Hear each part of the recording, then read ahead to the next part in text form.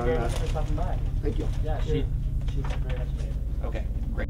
We need to get these tax loopholes closed. So we're bringing the donuts today, try and get the legislators and the senators to think about, things that we need to do, like fund our contracts, and to get these loopholes closed, and get everybody to pay their fair share.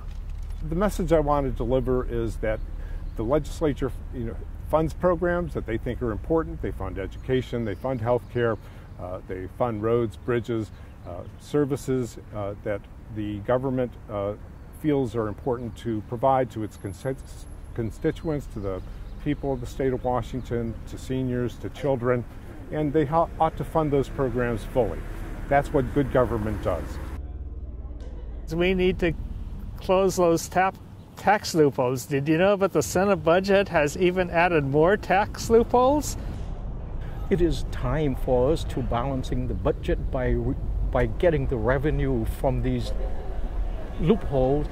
We cannot afford to balance the budget on the back of the middle class or the state workers, and that is not very humane way to do that. So it's time to close. That's why I'm up here on a cold day from Vancouver, Washington, just to give a hand and support in this project, and I'm going to deliver some donut holes to my own legislators today too.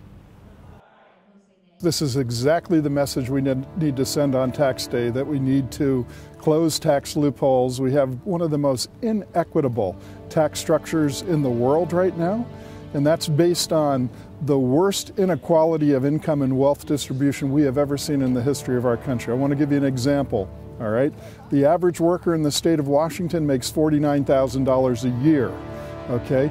James McNerney, the CEO of the Boeing Corporation, earned $27 million last year. Howard Schultz, the CEO of Starbucks, $28 million last year.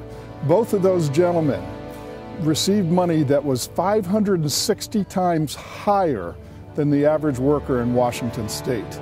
Now, I'm sorry, I'm sure they work hard for their money, but no one works 560 times harder than the average worker in this state. So we've got a distribution of income and wealth problem in this country that rebounds down to our tax structure.